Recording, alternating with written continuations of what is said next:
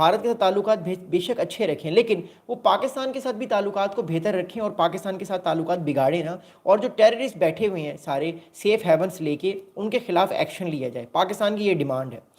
قطر جو ہے وہ اس ٹائم پاکستان کے ساتھ تعلقات کو بہتر کیے ہوئے ہے، اور پاکستان کی قطر سے یہ ریکویسٹ ہے اور ٹرکیہ سے کہ آپ دونوں مل کے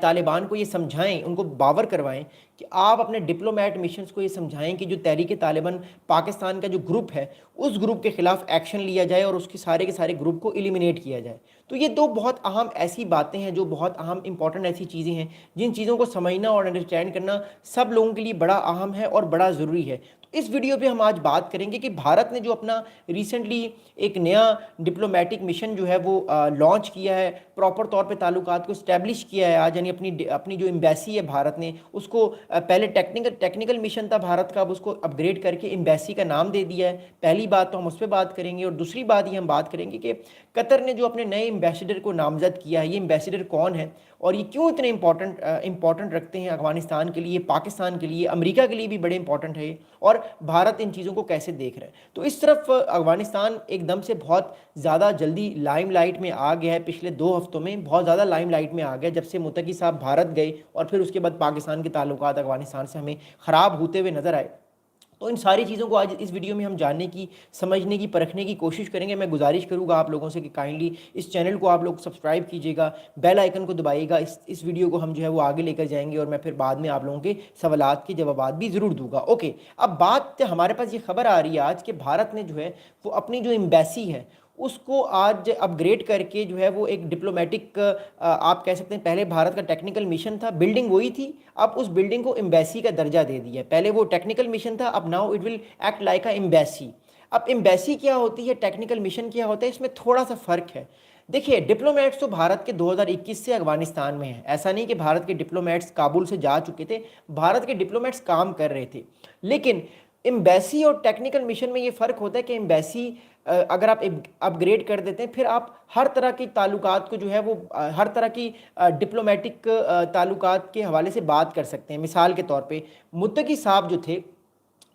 یہ اگر ایمبیسی ہوتی تو متقی صاحب کی ملاقات انسٹیٹ کہ وہ بھارت آتے، ان کی ملاقات جو بھارت کی ایمبیسی میں جو بھارت کے ایمبیسیڈر تھے ان سے ملاقات ہوتی، کیونکہ بھارت کے بھی اس ٹائم کوئی پراپر ایمبیسیڈر نہیں ہے، لیکن اب بھارت کے ایمبیسیڈر بھی نامزد ہو جائیں گے کچھ دنوں میں، سو وہ ان کی ملاقات ان سے ہوتی۔ بٹ کیونکہ اس ٹائم یہ ٹیکنیکل مشن تھا، کچھ ہائی لیول کے ڈپلومیٹس تھے نہیں، لو لیول کے یا سیکنڈ ٹیئر ڈپلومیٹس تھے، تو اوبیسلی ان سے بات تو نہیں کی جا سکتی، بات تو ہمیشہ ان سے ہی ہوتی ہے جو بات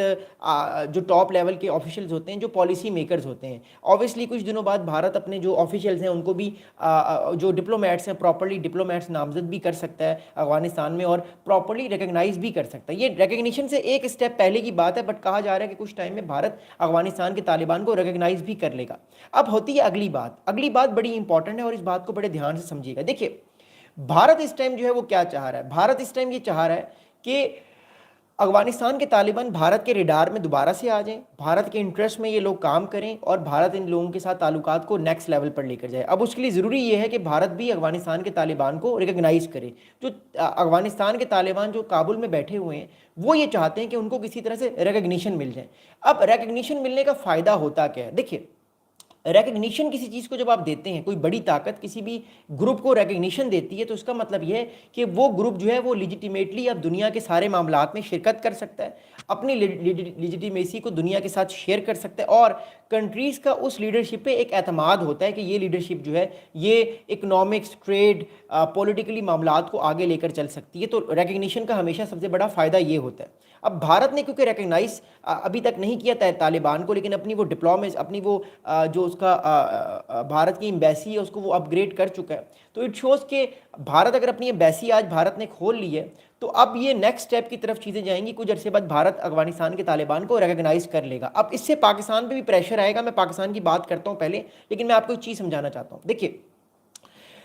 ہو سکتا ہے کچھ دنوں میں جے شنکر صاحب بھی افغانستان کا دورہ کریں، یہ بات سنیے گا، ہو سکتا ہے کہ کچھ ٹائم میں بھی، کچھ دنوں میں بھی جے شنکر صاحب جو ہیں وہ افغانستان کا دورہ کریں۔ کیونکہ اگر جے شنکر صاحب تعلقات کو بہتر کرنا چاہتے ہیں افغانستان کے ساتھ، تو پھر ان کو افغانستان کا دورہ کرنا پڑے گا۔ پاکستان پہ پریشر کی بات میں کیوں کہہ رہا ہوں؟ پاکستان پہ پریشر اس لیے آئے گا کہ اگر بھارت نے افغانستان کے طالبان کو ریکگنائز کر دیا تو پاکستان کی گورنمنٹ بھی اس چیز کو سوچے گی اور سمجھے گی کہ ہمیں بھی ان کو ریکگنائز کرنا چاہیے، آخرکار یہ ہمارے پڑوسی ہیں۔ تو اس سے پہلے کہ بھارت ریکگنائز کرے، ہو سکتا ہے پاکستان بھی طالبان کو کہیں نہ کہیں معاملات کی طرف لے کر چلا جائے اور ان کو بھی ریکگنیشن کی طرف ایک دعوت دے۔ But the problem right now is that, problem اس ٹائم یہ ہے کہ ریسنٹلی پاکستان افغانستان کا جو کلیش ہوا ہے، اس کلیش کے بعد فی الحال یہ مشکل لگتا ہے کہ پاکستان افغانستان کے طالبان کو ریکگنائز کر لے گا۔ دوسری طرف بھارت کے لیے بڑا چیلنج یہ ہے کہ بھارت میں ہے، بھارت ایک لبرل کنٹری ہے، ایک سیکولر کنٹری ہے، وہاں پہ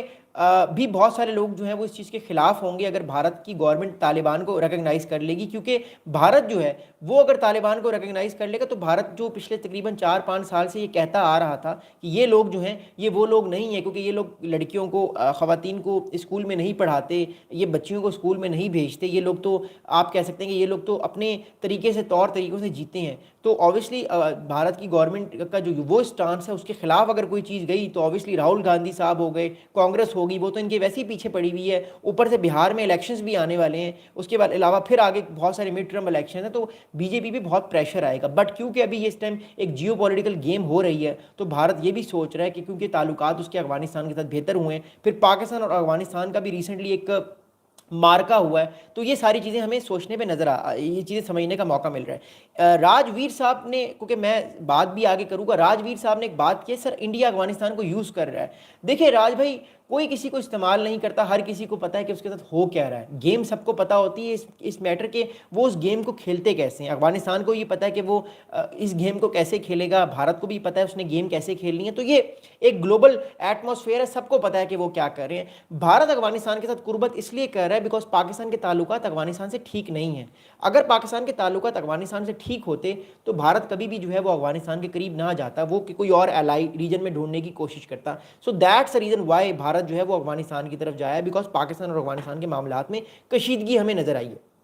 اگلی بات سنیں گا، اگلی عام امپورٹنٹ بات یہ بھارت کو لے کر ہی کہ ہمارے پاس کچھ انڈیکیشن یہ بھی آ رہی ہیں کہ بھارت آنے والے وقت میں اپنی جو ایمبیسی ہے اب تو کھل چکی ہے، ہو سکتا ہے بھارت کے جو فارن منسٹر ہیں جے شنکر صاحب، وہ مور امپورٹنٹلی جو ہے وہ بھی کوشش کر سکتے ہیں کہ وہ بھی ایک دورہ کریں، وہ بھی ایک آفیشیل وزٹ کریں، اور اس آفیشیل وزٹ کے بعد وہ یہ بتانے کی کوشش کریں کہ وہ بھارت جو ہے وہ طالبان کو ریکگنائز کر رہا ہے۔ اگر وہ نہیں بھی کرتا تو ایٹ لیسٹ وہ جا کے ایک ڈپلومیٹک میسیج دے سکتے ہیں، کیونکہ متقی صاحب کو ہم نے دیکھا ایک بہت بڑا ویلکم دیا بھارت میں جب وہ دیوبند گئے، جب وہ اس کے علاوہ بھارت کے آفیشلز کے ساتھ ملے، اور اس سے بڑھ کر یہ بات کہ ان کو اتنا بڑا پروٹوکول دیا گیا کہ جو خواتین تھیں، جو فیمیلز تھیں، ان کو الاؤ نہیں کیا گیا جب متقی صاحب جو تھے وہ پریس کانفرنس کر رہے تھے۔ اس کا مطلب ہے کہ جو بی جے پی کی یا جو گورنمنٹ ہے بھارت کی، وہ ون پیج پہ تھی طالبان کی گورنمنٹ کے ساتھ، جو طالبان نے ان کو کہا وہ بات ان کی مانی گئی، ان لوگوں کو گرینڈ ایک ویلکم دیا گیا، بہت بڑا ویلکم دیا گیا۔ پاکستان کا اسٹانس یہ ہے کہ اٹس فائن، طالبان بھارت کے ساتھ کچھ بھی کریں،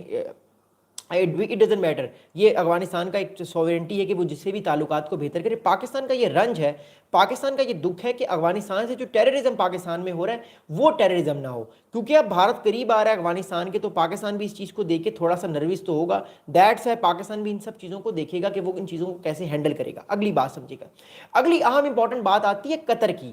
قطر سے پہلے میں آپ کو خواجہ آصف صاحب کی اسٹیٹمنٹ سمجھانا چاہتا ہوں اور بتانا چاہتا ہوں۔ خواجہ آصف صاحب نے ریسنٹلی ایک اسٹیٹمنٹ دیا، آج شاہ زیب خانزادہ صاحب کا ایک بڑا اچھا اس پہ شو آتا ہے جیو پہ،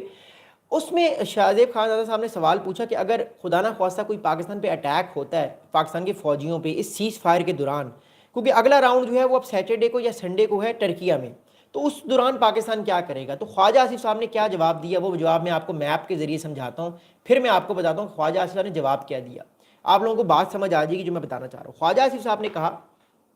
پھر میں قطر کی بات بھی کروں گا آگے،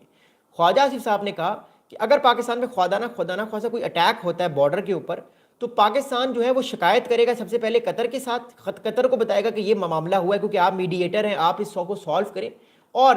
پاکستان جو ہے وہ بتائے گا ٹرکیہ کو، کیونکہ ٹرکی نے بھی اس میں میڈیشن کروائی ہے۔ پہلے پاکستان ان دونوں کنٹریز کو بتائے گا کہ ہم پر اٹیک ہوا ہے، اب ہم آپ کو بتا رہے ہیں، کیونکہ یہ طے ہوا ہے اس سارے معاملے میں کہ اگر کوئی وائلیشن ہوتی ہے کسی طرف سے بھی تو سب سے پہلے جو ہے وہ میڈییٹرز کو بتایا جائے گا، پاکستان جو ہے میڈییٹرز کو بتائے گا سب سے پہلے، اور میڈییٹرز پھر پریشر ڈالیں گے ڈائریکٹلی افغانستان کے اوپر کہ آپ یہ کام نہ کریں۔ اس کا مطلب یہ ہے کہ فی الحال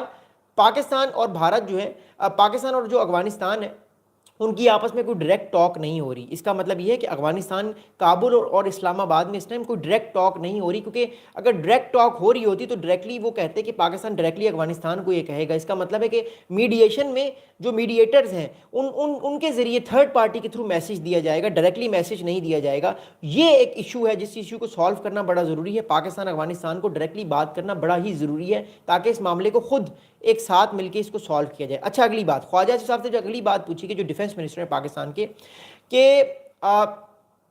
آنے والے ٹائم پہ اگر پاکستان پر کوئی اٹیک ہوتا ہے تو پھر پاکستان کیا کرے گا, اور کیا یہ سیز فائر فریجائل ہے؟ تو انہوں نے کہا بالکل یہ سیز فائر ہے تو فریجائل, بٹ ہم کوشش کریں گے کہ اس سیز فائر کو ہم اور طریقے سے کنٹرول کر سکیں, بیکاز کبھی بھی اٹیک ہو سکتا ہے. آج بھی ایک انفارچونیٹلی ایک بلوچستان میں ایک بڑا برا انسیڈنٹ ہوا, میں اس کی بات بعد میں کروں گا. What I am seeing is that کہ اس طرح کے اگر انسیڈنٹ ہوتے رہیں گے تو ایونچولی پاکستان مجبور ہوگا کہ وہ ریٹیلیٹ کرے اور ان سارے کے سارے ایکسٹریمسٹ گروپس کے خلاف پاکستان ریٹیلیٹ کرے اور ان کی ٹھیک ٹھاک ٹھکائی کر کے ان کو فارغ کر دے. اگلی بات سنیے گا, سمجھیے گا. دیکھیے اگلی اس ٹائم بات یہ ہے کہ قطر